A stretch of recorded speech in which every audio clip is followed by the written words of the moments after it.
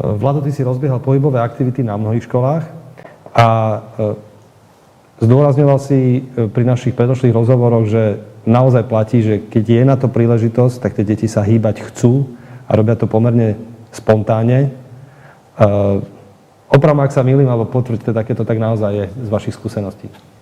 Tam možno pomôže s pomocou dramaturgie video číslo 4, ktoré poukáže na to, že keď sa vybudujú pre deti takáto infraštruktúra, ktorá je relatívne nenáročná a je pod nazvím to, že anti-covidová, tak tie deti sa išli pozabíjať od radosti, tam ten pedagóg vôbec nemusí robiť žiaden systematický nejaký pohybový program, on len musel dávať pozor, aby tie deti si neublížili. To znamená, že ak je štrkový dopad, ak je preliezačka, tie detská sa dajú nejaké pravidlá základné, čo sa smie, čo sa nemôže, tak toto napríklad ihrisko je jedno z riešení, ktoré som zaviedol v jednej škole, kde jednoducho deti majú, toto je presne vidieť, oni sa išli od radosti pozabíjať.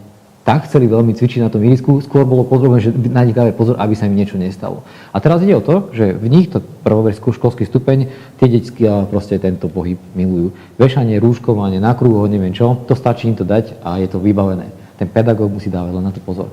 Ale čo som tým chcel povedať, že môžeme hovoriť o tom, že treba renovovať možno telocvične tieto veci, ale to sú desiatky násobne náročnejšie ekonomické projekty, pričom takéto projekty to sú rádovo desiatkách tisíc eur, tak keď sa uskutočnia, tak hneď máme infraštruktúru, hneď sme vonku, hneď minimalizujeme riziko, že tie deti sú niekde v kolektíve a sú spolu a neviem, aké ďalšie dôsledky to môže mať v týchto časoch.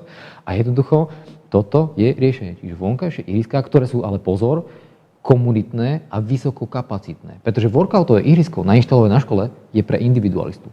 Ja keby tam prídem ako pedagóg, tak ja neviem, čo tým deťom mám dať spraviť. Pretože musím jednomu toho, druhé, proste nemám pod tým kontrolu. Kdežto takéto ihrisko naraz tam všetkých zavesím, všetkých dám naraz na kruhy, všetkých dám naraz ručkovať, všetkým dám naraz nejakú metodickú prácu, ktorú viem, že má systematické a ten výživný pohyb cez tie deti preteče. Ale keďže nemám na to tie vysokokapacitné zariadenia externé, tak jednoducho moja vízia toho tréningu je chaotická. Musím nad tým rozmýšľať veľmi dôsledne, že čo asi im tak dá a tí decka to ani možno nebude baviť. Takže radšej minimalizovať tieto veci a toto sú riešenia, veď my ich máme, dokonca máme už aj verziu ihriska, ktorá je obrovská, kde naraz 50 detí viem otrénovať, metodicky s 3 pedagógmi, ale to sú veci akože v procese. Ale riešenia sú a nestoja veľa.